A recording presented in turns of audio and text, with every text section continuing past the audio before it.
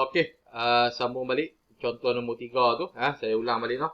Okey, selepas mendarat di atas landasan, sebuah kapal terbang diperlahankan supaya halajunya berkurang daripada 75 meter S-1 kepada 5 m S-1 dalam masa 20 saat. Okey. Berapakah pecutan kapal terbang itu? Okey. Soalan ni. Okey, kita buka ini. Okey. Okey, kita spend. Okey, kejap. Okey. Cuba sekali lagi. Buat tak keluar. Tak nak. Tadi keluar.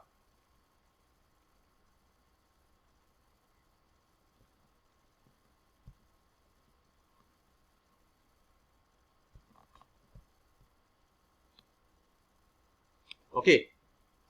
Soalan ni, kapal terbang tu, okey, sebelum mendarat, okey, ni katakanlah ni kapal terbang awak ni. Okey, ni kapal terbang awak. Okey. Sebelum mendarat, dia punya halaju adalah 75 ms-1. Okey. Lepas tu dia nak mendarat, dia perlu perlahankan kelajuannya daripada 75 menjadi 5 ms-1. Okey, tu yang pertama. Okey. So, law ni, 75 ni, kita panggil dia sebagai halaju awal. Halaju awal kita simbolkan dia sebagai U. Okey. 5 ms-1 ni, kita panggil dia sebagai halaju akhir. Halaju akhir untuk apa? Untuk kes kita lah ni. No? Daripada 75, dia turun kepada 5. So, ini halaju awal. Kita simbol dia sebagai U. Yang ini halaju akhir. Kita simbol dia sebagai V. Okey. So, awak ada halaju akhir. Awak ada halaju awal. Okey. So, pengiraan dia minta awak cari berapakah pecutan kapal terbang itu. Okey. Pecutan. Kita simbolkan dia sebagai A kecil. Pecutan, kita simbolkan dia sebagai A kecil. Okey. Kalau ikut sebelum ni, kalau ikut rumus buku teks awak muka surat 28 tu, kalau awak tengok pecutan ialah kadar perubahan halaju. Halaju akhir tolak halaju awal bahagi masa perubahan halaju. So, untuk kes ni adalah halaju akhir awak V tolak U bahagi dengan T. Okey, V awak adalah 5. Okey, perlu tak tulis ms-1? Tak perlu waktu pengiraan. Tetapi, jawapan akhir wajib ada unit. Nak tulis pun boleh, tak tulis pun boleh. Okey. So, untuk kes ni, kita tak payah tulis lah. Kalau tulis nampak serabut. Nak tulis pun tak ada masalah. Okey. So, halaju akhir awak adalah 5. Tolak halaju awal. U. 75. Bahagi dengan T. T awak adalah masa. So, untuk kes ni, masa awak adalah 20 saat. Okey. So, 50 tolak 75. So, akan dapat negatif 70 bahagi dengan 20. So, tekanlah kalkulator awak. Awak akan dapat jawapan akhir awak adalah negatif 3.5. Negatif 3.5. Okey, apa unit dia? Okey, awak tengok sini halaju unit dia adalah ms-1 bahagi dengan S. Halaju unit dia ms-1. T unit dia S. Okey. So, ms-1 adalah M per S. Bahagi dengan S pula. So, akan dapat, dia akan jadi M per S kuasa 2. M per S bahagi dengan S adalah M per S kuasa 2. Kalau siapa tak yakin, cuba awak tukar pada nombor. 4 bahagi 2 bahagi 2. Berapa dapat? 4 bahagi 2 dapat 2. 2 bahagi 2 dapat 1. 4 per 2 bahagi 2 sama juga dengan 4 per 4. Okey. So, M per S bahagi S sama juga dengan M per S kuasa 2. So, kita jadikan dia sebaris. S kuasa 2 ni, kita bawa naik atas. So, kuasa akan jadi negatif. So, MS kuasa negatif 2. So, unit bagi pecutan adalah MS negatif 2. Okey, boleh faham tak? Itu cara awak nak cari pecutan. Kenapa nilai dia negatif? Ini menunjukkan dia mengalami nyah pecutan. Maksudnya halaju dia semakin berkurang. Okey. Masih kita panggil pecutan juga, A juga. Tapi ini nilai negatif menunjukkan kita punya objek atau kenderaan itu mengalami nyah pecutan. Nyah pecutan dari mana? Kalau awak tengok dekat sini, awak boleh nampak. Kelajuan dia semakin berkurang. Okey, no? Okey, itu contoh 3. Okey, faham? Okey. So, nanti bila dapat buku nanti kita akan buatlah latihan lagi tambahan.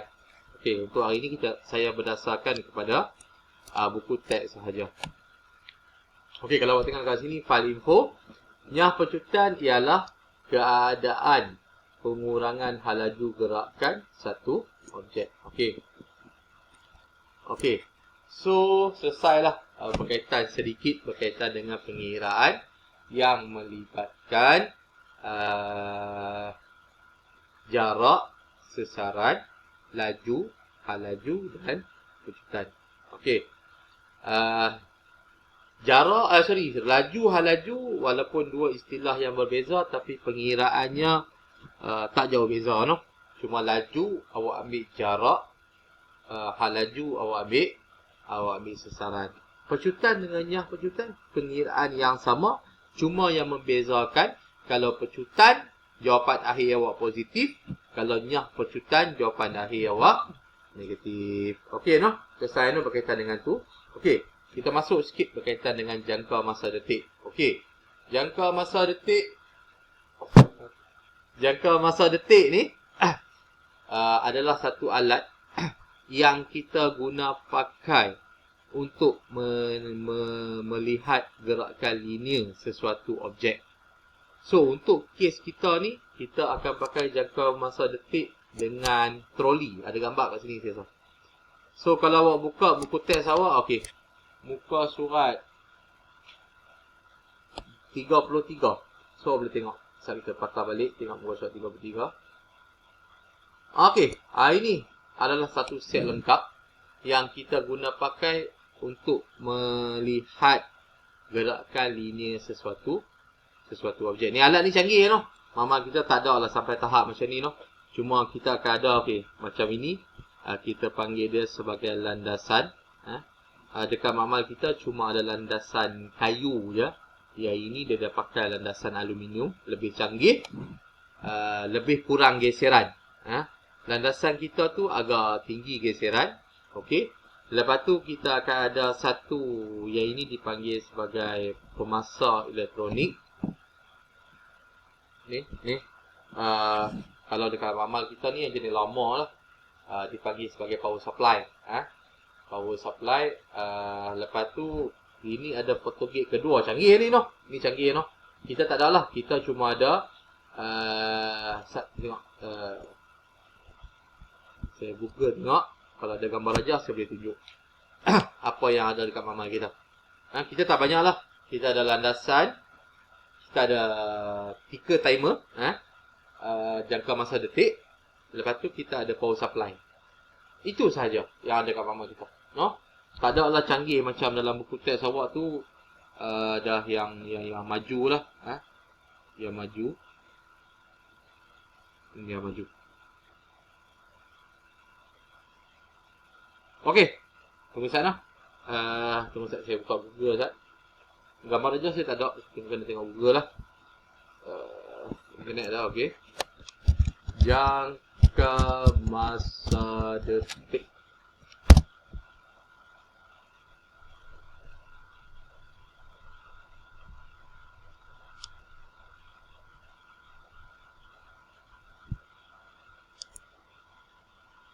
Okey. Ni contoh lah. Contoh yang ada dekat mama kita ni lebih kurang. Kita buka tengok YouTube ni lah. Okey. Saya bagi gambaran secara ringkas je. InsyaAllah kita masuk bersemuka nanti, kita akan cuba buat eksperimen ni. Okey. So, awak tengok dulu video ni. Ini contoh lah yang kita guna pakai untuk eksperimen jangka masa detik.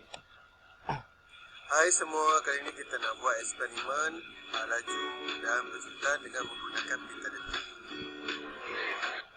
So macam biasa, kita pastikan semua radar dan peralatan dipasang seperti yang dikehendaki. Okey, peace ya. Yang penting sekali, pastikan jangka masa detik itu dapat berfungsi dengan baik. Kalau tak, macam mana nak gunakan?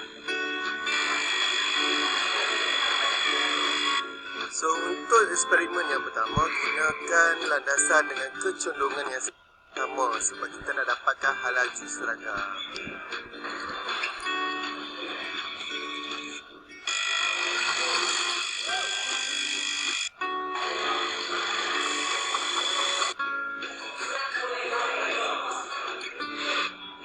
Kemudian yang kedua, bolehlah ubah ketinggian landasan tersebut untuk mendapatkan pejutan yang berbeza pula.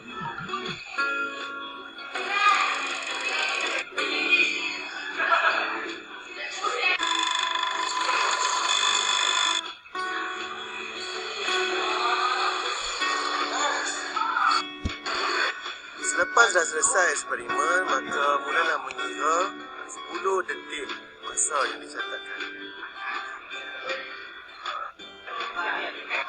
Kemudian potong 10 detik masa itu untuk dilekatkan dalam graf. Jadilah carta yang macam ni.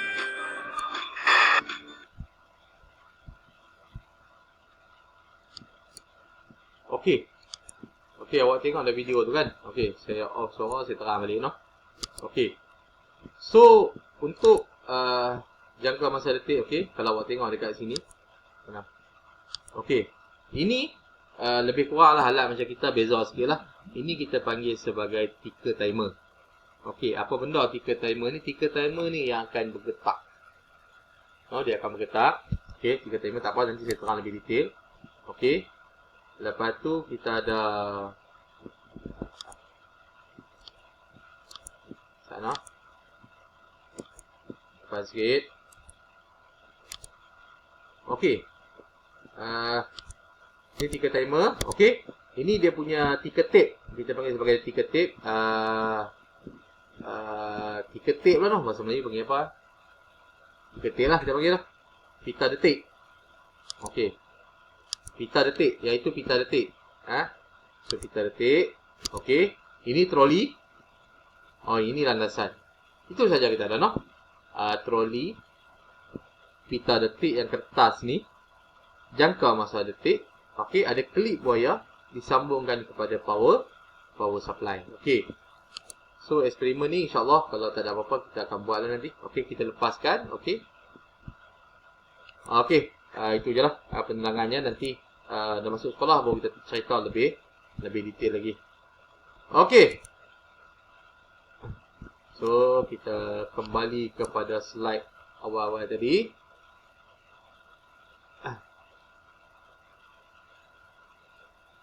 Okey.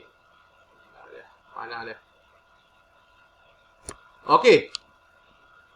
So, ini adalah jangka masa detik. Okey, jangka masa detik. Ini adalah pita detik. Okey. Dekat bawah pelat bergetar ni. Ni pelat bergetar ni dia akan bergetar. Dia akan bergetar. Okey. Kalau awak perasan ni ada kertas karbon. Apa fungsi? Dekat bawah pelat bergetar ni dia akan bergetar. Dekat bawah dia tu ada macam jarum. Tajam. So, bila pita detik ni ditarik oleh apa? Ditarik oleh troli. Bila tarik oleh troli, so, pelat bergetar ni dia akan tekan kertas karbon tu.